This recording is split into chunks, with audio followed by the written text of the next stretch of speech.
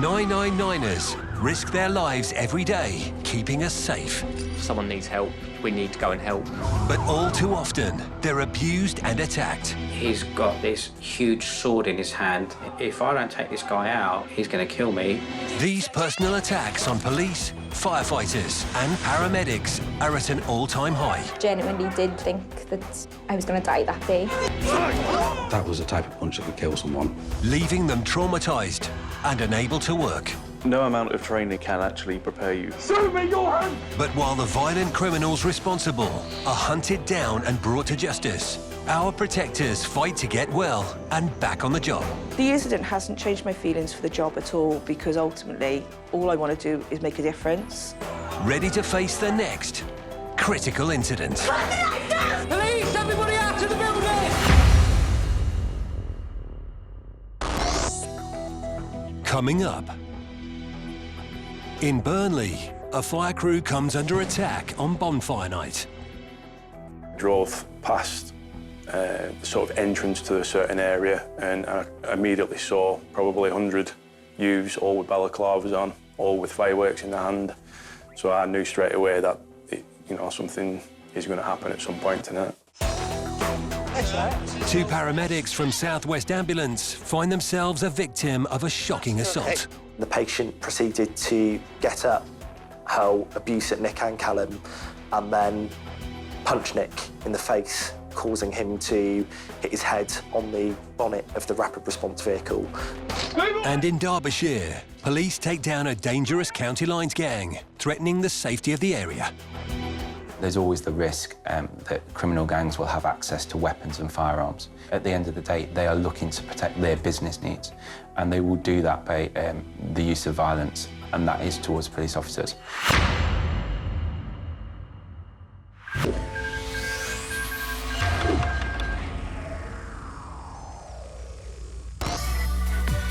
Our emergency services are only ever a phone call away, there to help when we need them. But far too often, those people that come to help find themselves under attack. Get back! Get back!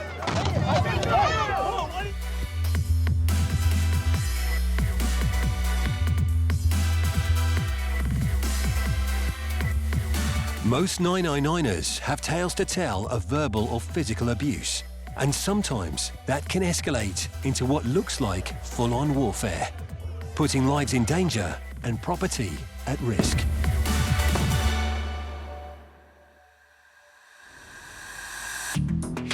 The Lancashire town of Burnley has just 2 fire engines making up its fire service.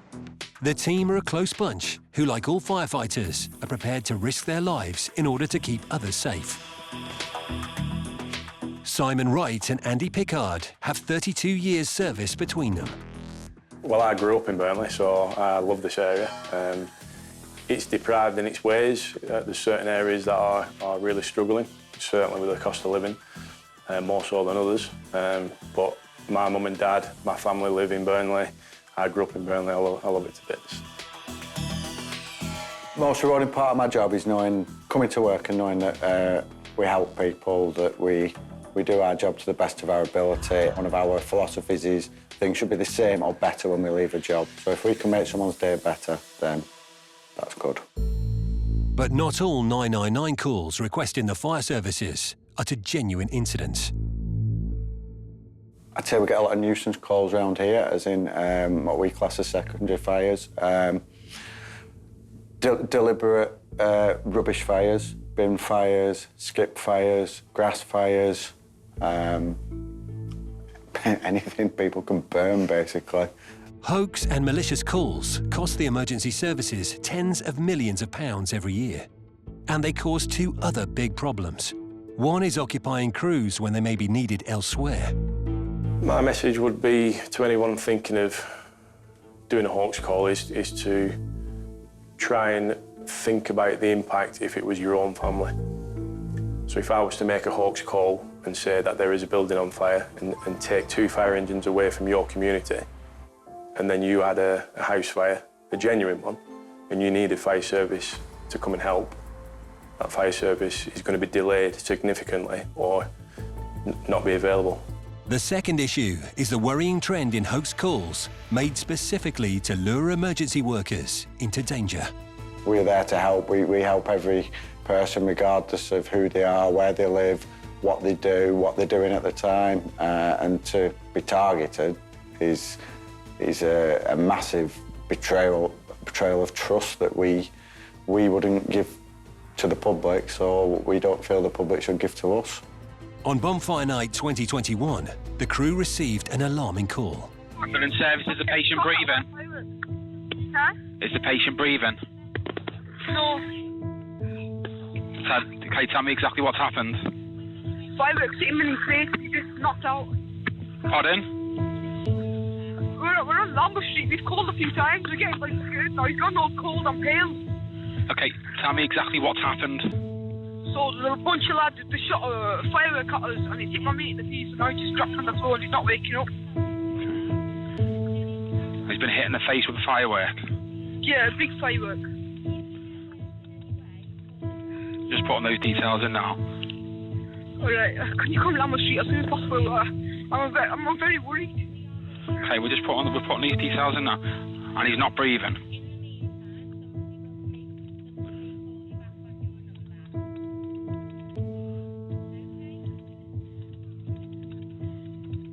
Hello, you still there? Hello? The hoax call probably isn't what you expect. It's not some kids laughing in the background thinking there's a fire. They're genuine calls and there's a lot of detail behind them. You know, there is someone on the floor that's injured, that's been hit by a firework, they're bleeding from the head, there's nobody else, you know, there's a lot of detail which makes you think, is this a genuine call, is it not? Multiple hoax calls that night would lead to one of the most dangerous situations the Burnley fire crews had ever found themselves in, putting theirs and other people's lives at risk. Bonfire Night is the fire service's busiest period for the year. It's when incidents of an antisocial behaviour rise. There's a lot more call-outs, activity levels shoot up, and it can be a challenging time. That night, Andy was part of a team on a multi-agency car. So the multi-agency vehicle has police, fire and ambulance representatives in, and their task is just to go around and respond to any incidents as they come through, basically assess it, deem whether there needs to be a fire service presence there or not, and just trying to filter out the calls that don't necessarily need to be attended as a priority during a busy time at Bonfire Night. As the crew manager on duty, Simon was running the station and going out on calls. I came in early and I picked up a few low-level nuisance calls, bonfires, fires in the open, fires out of control, early doors. By about 6:30, it all quietened down. There was activity going on with fire engines, just general nighttime shift, and by probably 9 o'clock-ish, the calls that were coming through were getting more serious, more significant in an attempt to lure emergency services into the area. Police had already gone into the area of Burnley in response to reports of antisocial behaviour. They quickly got attacked. There was windows put through on the police cars, so they withdrew their assets, and then the fire calls started coming through. So there was reports of buildings on fire, people trapped inside, which is our more serious category. So we then had to make that decision. Is it a legitimate call? Do we go in there? And at that time we did. So 10:30, we were all on station and the system went off to alert. So it was a fire call, picked up the message and it told us there was a building fire. Sort of briefed the crew on what we were going to get. I never thought it would be a hoax. However, I didn't expect what was waiting for us. Drove past the sort of entrance to a certain area and I immediately saw probably 100 youths, all with balaclavas on, all with fireworks in their hand. So I knew straight away that something is going to happen at some point tonight. Later, Andy, Simon and their colleagues are ambushed and targeted. And subjected to a terrifying ordeal.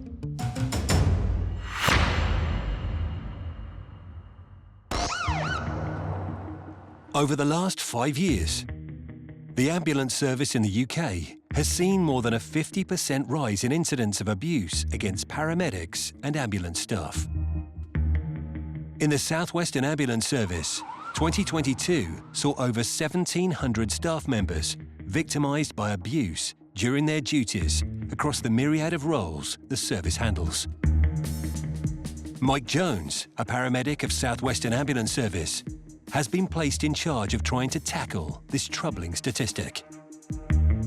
I head up our crime and violence reduction team, and we're responsible for making sure that our people are kept safe from abuse, and that's verbal and physical abuse that they may face whilst working for the ambulance service. So that's working with our partners in the police, the wider NHS and the health sector to make sure that we're taking a public health approach to preventing and reducing violence, reducing people's unmet health needs and making sure that those who perpetrate violence towards our people are brought to justice.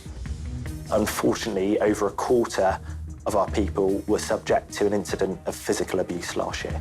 And it's not only the physical impact which it has on our people, it's also got a wide-ranging, significant mental impact. Despite Mike's best efforts, 2 of South Western Ambulance Services staff were recently victims of a horrific assault. We were called to an emergency incident in a park in Swindon. We sent a rapid response vehicle, and that's a solo paramedic who goes to incidents before an ambulance gets there to provide that immediate assessment and treatment that's needed. My face, because I swear to God I will knock you down. Sorry, Leon. And on this day, Nick, our paramedic, was working with Callum, who at the time was a student paramedic. When they got to the incident, they were subject immediately to some really horrific verbal abuse. Did you see that? I don't care! I'd happily knock you out your... And then the patient punched Nick in the face. You've just threatened me. So? I couldn't use bad language. It's a threat, not a promise. Do you want me to make a promise? Because I have to, mate. I swear. After the patient had punched Nick, Callum and members of the public stepped in to prevent anyone else from coming to more harm.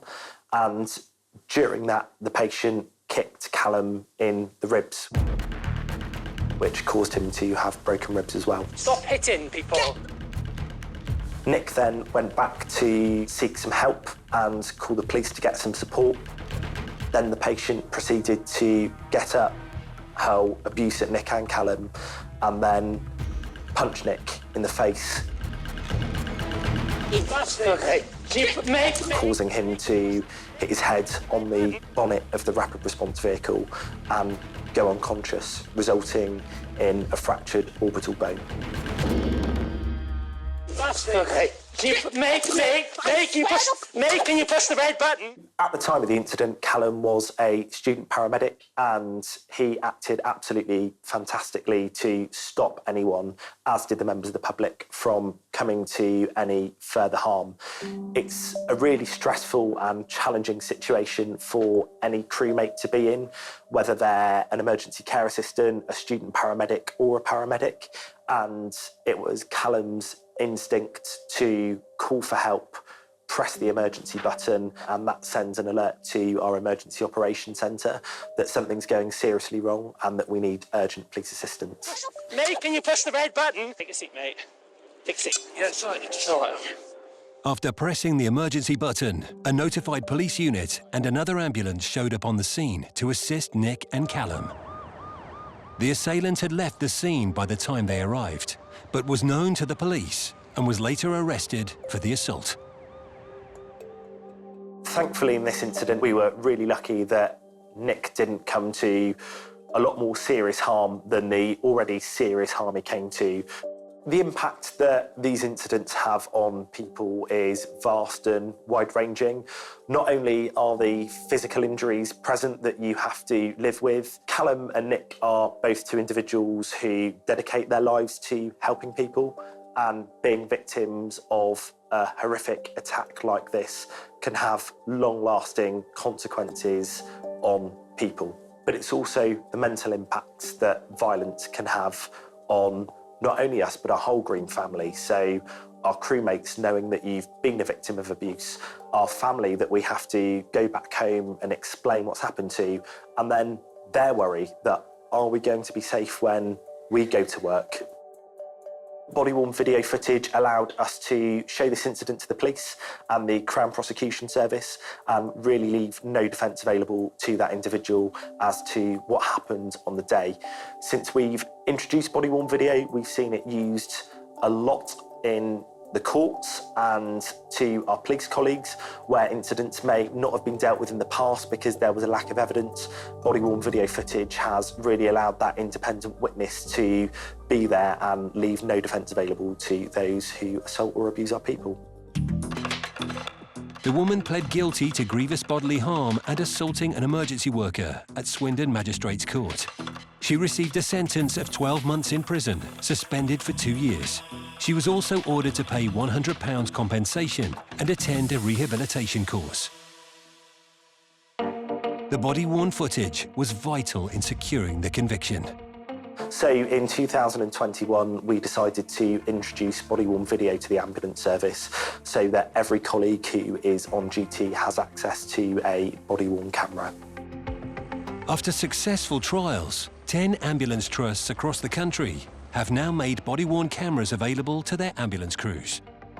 Since we've introduced body-worn video, we've seen quite a large decrease in the levels of abuse that our people are facing. What body-worn video does is it provides that independent witness to any incident that occurs so that there is no defence available to those individuals who decide that it's appropriate to abuse or assault people that work for the ambulance service. So body-worn video is really there to protect our people, act as that independent witness and to act as a deterrent to prevent violence from happening again.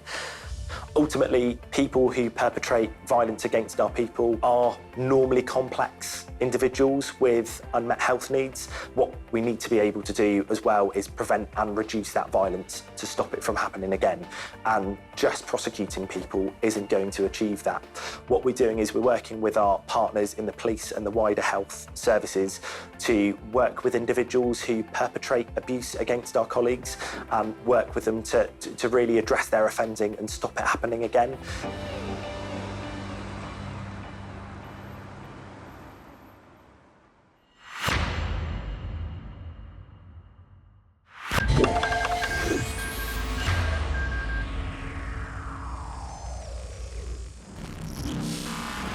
There are less than 9,000 police community support officers in the UK.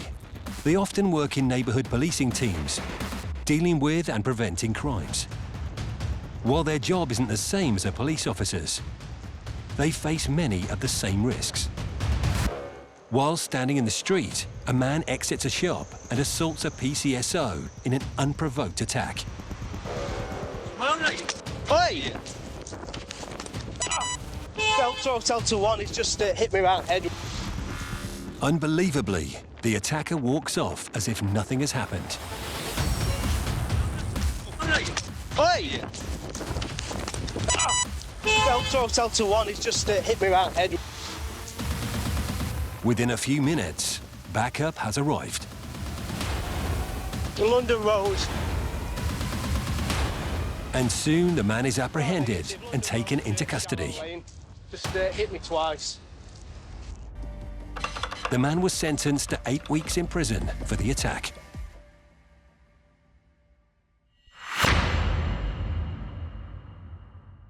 Still to come. Avon and Somerset Police deal with a protest that's escalated to a riot. And after being lured to the scene by a fake 999 call, the Lancashire Fire and Rescue crew are in serious danger. There was a brick thrown from one of the views that went straight through the back window. There was various fireworks fired at the car, bouncing off the windscreen. We're just in a normal car, surrounded by 50 people, all firing fireworks at us.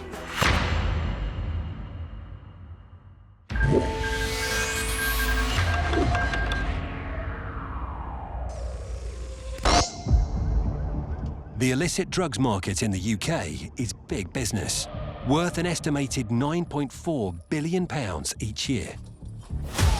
Police! Stay where you are! gangs are armed and dangerous. And when the stakes are this high, it takes a strong-arm approach from the police, facing violent gang members head-on to take down ruthless criminals running the supply networks known as county lines. A county line, in essence, is a telephone number that's dedicated to supply controlled drugs, often being Class A controlled drugs. Traditionally, it's from a larger city into a smaller town or smaller city. However, over the last couple of years, that has developed somewhat from lines coming out of city areas into more urban, rural areas, and that could be within the same county itself. Quite often what we also see with lines coming into particular areas is an increase in violence, where there's tensions between local drug supply lines and lines that are coming in from out of the county that cause tension between one another. The gangs that supply these drugs have complex chains of command, and those at the top are brutal in their exploitation of others to do their work. One of the big things around county lines is it's organised crime, but it impacts those most vulnerable in our communities. As people who are in control of the line look to distance themselves from the criminality, look to distance themselves from being caught by the police, and what they tend to do is exploit children and vulnerable adults to take ownership and management of those lines.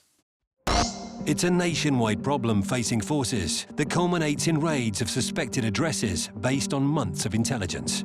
These raids are highly dangerous, and officers can never be sure what they'll find inside. In the West Midlands, police have gathered intelligence and are raiding an address linked to a county line. Have a quick scoot. They search the house for evidence of cocaine, crack cocaine and heroin, and they hit the jackpot in the most unlikely of places. That is something. Where? A load of wraps in the washing machine. Official? Mate, yeah. Bang on. Yes. Class A drugs with an estimated street value of £28,000 is seized. At 4:30 a.m, another raid is taking place.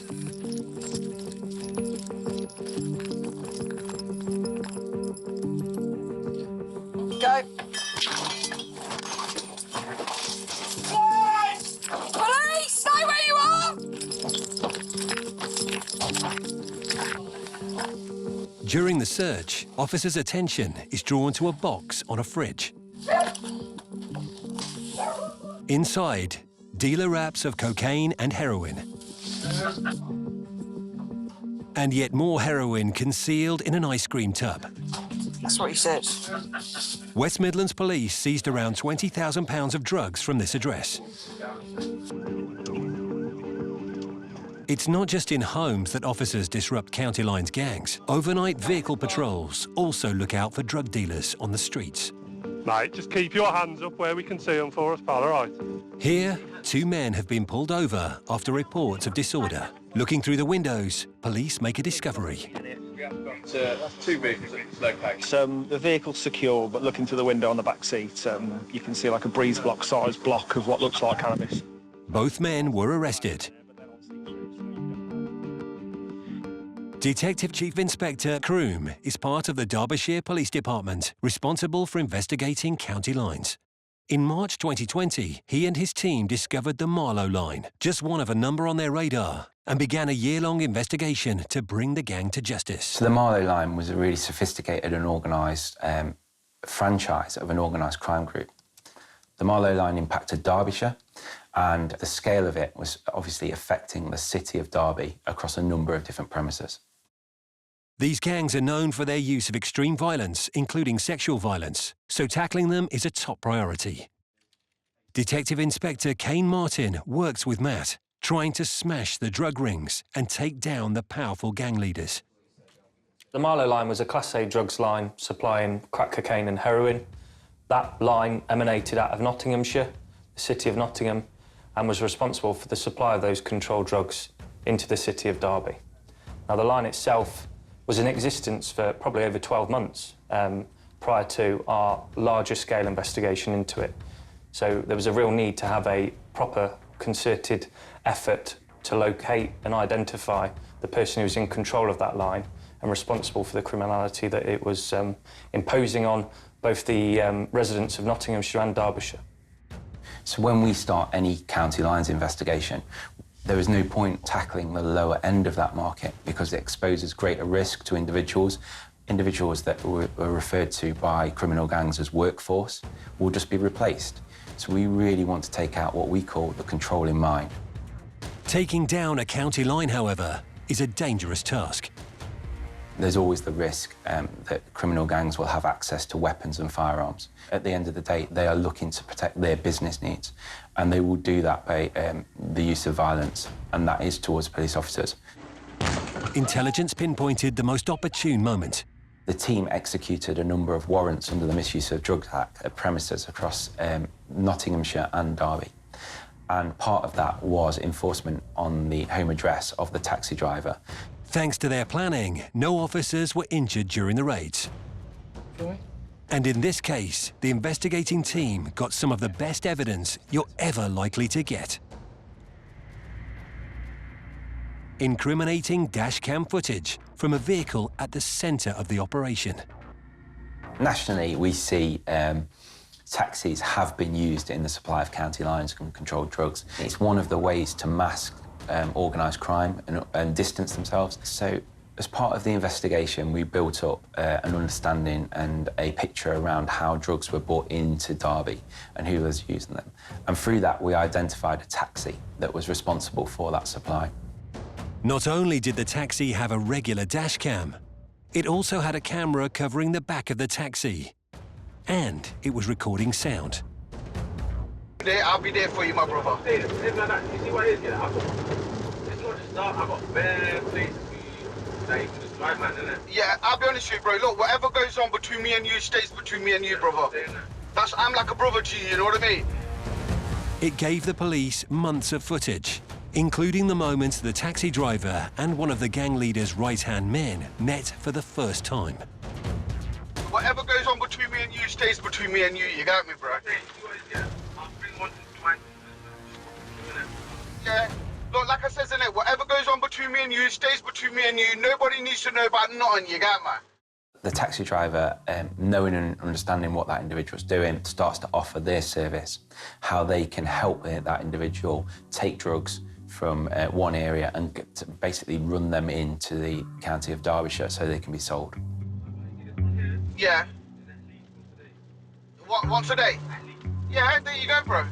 There you go. Yeah. See, like I says in it, bro, whenever you need me, anytime, day, night, anytime, you got me. I'll be there for you, my brother, you got me. Anytime. Yeah, of course, bro, you got me. Like I says again, look, you keep me running around, it's gonna put something on my table, innit, bro?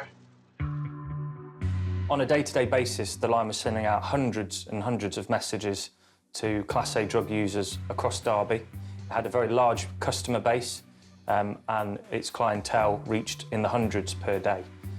As a result, there was a large amount of drugs that were moved by the line, and over the conspiracy period that we investigated, it was into the kilos of drugs that were supplied. Supply of the drugs is handled by vulnerable young people, like this lad from Nottingham who's been targeted by the gang. We see him talking to the person that's in control of that county line. And what he's then given when he's in the back of the taxi is an amount of controlled drugs that he's going to take with him. At that moment in time, they're in Nottingham, and he's going to embark on a journey to travel to what's called a trap house, essentially a cuckooed address, where he's going to sell those controlled drugs. Cuckooing is when an organised crime group will want to use an address to supply controlled drugs. They'll do this to, again, distance themselves away from that supply. So they will approach normally a drug user, someone that's potentially vulnerable due to their substance misuse, and they will either pay them or use violence to influence them moving into that address to supply them controlled drugs from that premises. And then the taxi driver takes this young person from Nottingham and it will drive them to that address. And you can see that he's giving him advice and coaching him how he can do it. Once you've done some stuff in it, there's a shop in it. Just get some credit. Just once you've made a little thing in it, there's a shop in it there, Premier shop nearby. Yeah. What you do is you get £10 credit on your phone. Yeah. The taxi driver is grooming him. He's telling him what to expect. He's telling him how to act how to behave, and you'll see actually that the child himself has not got a bag of clothes, he doesn't have a toothbrush, he only has the T-shirt and the shorts that he's wearing. And he's away from home for a period of days as a result of being taken to Derby. You get used to this one, bro. You'll make some peas, you get me, bro? I said you'll get used to this one, you make some peas. You'll make some money in this one. This is the absolute example of trafficking, where that young person is being moved from Nottingham into Derby for the sole purpose to supply controlled drugs. Well, I tell you, innit, you be good with this guy here, yeah? You look after you, bro.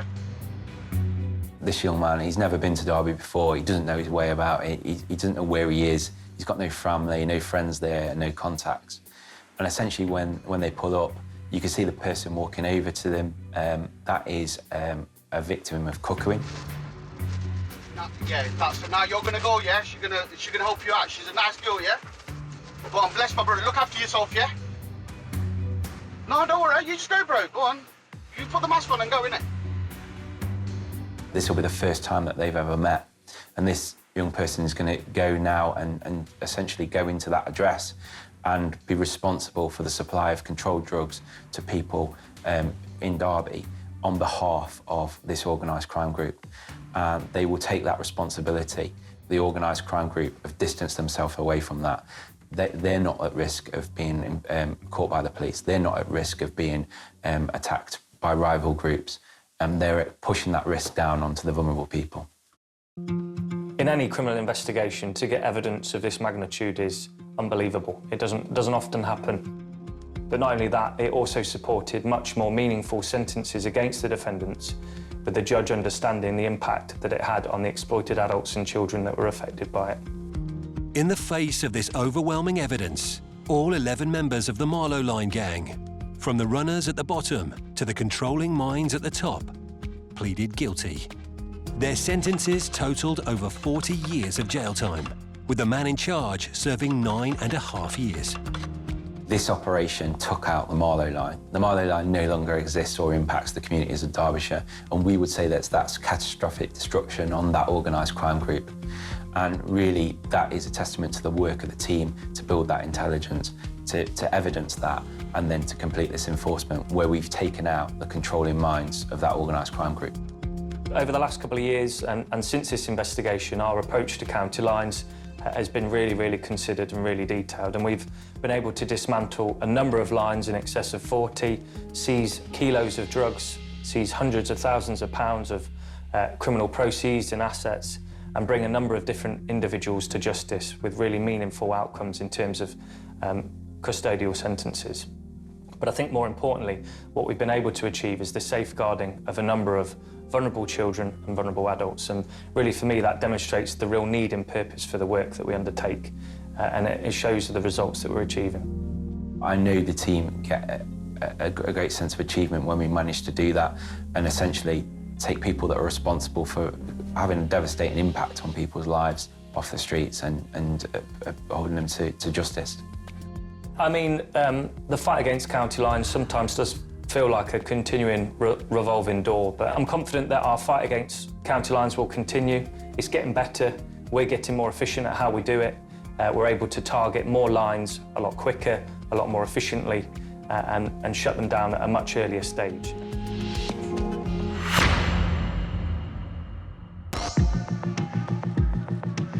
Violence against the police can come in many forms, and sometimes perfectly peaceful protests can take a sinister turn. This group of 3 men can be seen using a bike to smash the window of a police station and threw a bin at officers. They set fire to a police van and climbed on top of another as it moved to disperse the crowd. The group were jailed for terms between 2 and 5 years. This man was caught on camera helping to set a van on fire. He was also seen stealing a police helmet as a trophy. He pled guilty to arson and was sentenced to 6 months in prison. Body-worn footage shows a woman at the forefront who's continued to be aggressive towards officers. She makes offensive gestures, barges at officers.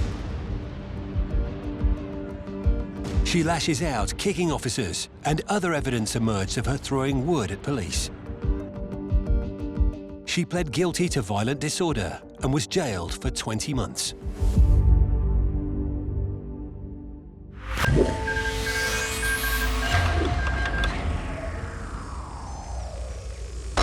Back in Burnley on Bonfire Night 2021, unprovoked violence had kicked off, involving hundreds of locals. Police are already on the ground, and hoax 999 calls are coming in thick and fast. The calls were sort of increasing in severity. Mention of people being shot, buildings on fire, person in the street that's had the hand blown off with a firework. So at that point, the police, fire, ambulance crews were sort of taking a back step because they knew they were going to get lured in. Andy from Burnley Fire and Rescue was part of a multi-agency team sent in to assess the developing situation. They're in an unmarked car. Maybe a little bit of anxiety. Am I going to get spotted? I'm not a police officer. I don't have any sort of powers of, law enforcement or anything like that. I'm just a firefighter trying to make a judgment as to whether firefighters are going to be safe or not. We turned the corner, and unfortunately, it was kind of surrounded by them. There was no getting out of that situation. It was either go through the crowd or we're trapped. Meanwhile, Andy's colleague Simon Wright is on one of the 2 Burnley fire engines, both dispatched to the area to tackle a house fire. I'm thinking, I've got a building on fire. Is it a nuisance fire? Is it a fire that's caused by a bonfire? Is it fireworks related? All these things going through my head. I'm also looking at the area it's in, thinking, right, this is an area we have had problems with fireworks, bonfires, low-level abuse in the past. It never occurred to me it might be a hoax call. From the information I had, which was limited at that time, it seemed credible. As we got about halfway down the street, it crosses another main road, Abel Street. As we got to that junction, we were met with a wall of people, and that is the time when we realised that something was amiss. The call, like many that night, was a hoax. They had been called out for the sole purpose of being attacked. The decision was made between myself and another senior officer that we would withdraw out of the area. That's when they sent a multi-agency car in again to see if they could see anything else to do with this incident, which was when I believe they got attacked. There was a brick thrown from one of the views that went straight through the back window. There was various fireworks fired at the car, bouncing off the windscreen, just in a normal car, surrounded by 50 people, all firing fireworks at us. I've got a window that's been smashed at the back. I don't know whether that's a rock, whether it's a firework. Has that firework gone off? Is it going to go off in the car? Are we going to get injured? There were fireworks flying off at all different angles into crowds of people, crowds of children, with very little sort of thought of what's going on. The injuries can vary, but ultimately there's the risk of significant burns to your arms, your hands, your face, life-changing injuries. I sort of wondered how I got here, why they were doing it, what they wanted, how we were going to get out of it, how far they would go. At first, you just see people stood there, and then they start firing fireworks, throwing things at the machine. You sort of realise that you're in a grave situation. In all the chaos, Simon still doesn't know for sure if their call-out was a hoax or not. Been called to a building fire. Now, was there still a building on fire, or was this the reason we were here? We didn't know at that point. It was scary because I genuinely didn't know what these people had, what they would do. The fire engines are fit with protected windscreens, protected windows. Always known they have been, never seen one tested. When you've got a firework exploding 2 foot in front of your face, you don't know whether that windscreen's going to protect you or whether it's not. They clearly set a trap, which was becoming apparent. They'd lured us and they'd succeeded in what they wanted to do. With no genuine fire to fight, they needed to come up with an exit strategy. The only way we were going to get out of this unscathed to a point was to drive through them and hope that they moved. There was one moment in the car when the windows got put through that I was concerned because we were barricaded in, we were blocked in. There was a car that pulled in front of us to block our exit. Probably 40, 50 plus U's all surrounded the car. There was fireworks being thrown in every direction. But thankfully the vehicle actually moved from the exit point to allow me to sort of make an escape. So if that hadn't have happened, I don't know what the next step would have been. Finally, they all managed to leave the scene. The only thing I can compare it to is what I would imagine a war zone is like. Just people and weapons and being attacked and ambushed and not knowing how to get out. But nobody could be identified for making multiple hoax calls to fire, police and ambulance that night. A crime that can carry a maximum penalty of 6 months in prison or a £5,000 fine. We welfare checked everyone and we cleaned the appliances up and found out what damage and made sure they were serviceable and they could go back on the run. I look back at that evening and it still angers me now in a way, because I know that it will probably happen again. Luckily, the crew all returned safely, but it's a stark reminder of some of the problems facing our emergency services. Demoralising. I think firefighters, fire service, we want to go to incidents. That's what we joined the service for, you know. But when it gets to the point where we're at risk of being hurt just from going to an incident, then yeah, it is demoralising.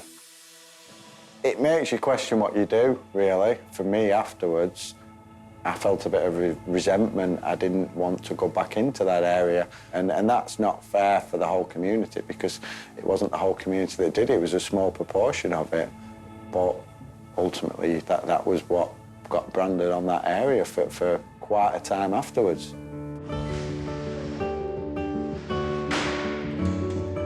Despite the horrifying ordeal caused by the hoax call, the firefighters are determined to not let the incident stop them. I'd like to think the fire service is really held in high regard because we just want to help people. You know, we're from a background where we turn up on your worst day and we try our best to make it better. Every time we go to an incident, every time we help someone, they far outweigh the times where we go and we get attacked or abused. So they do make it worthwhile. We do have good times.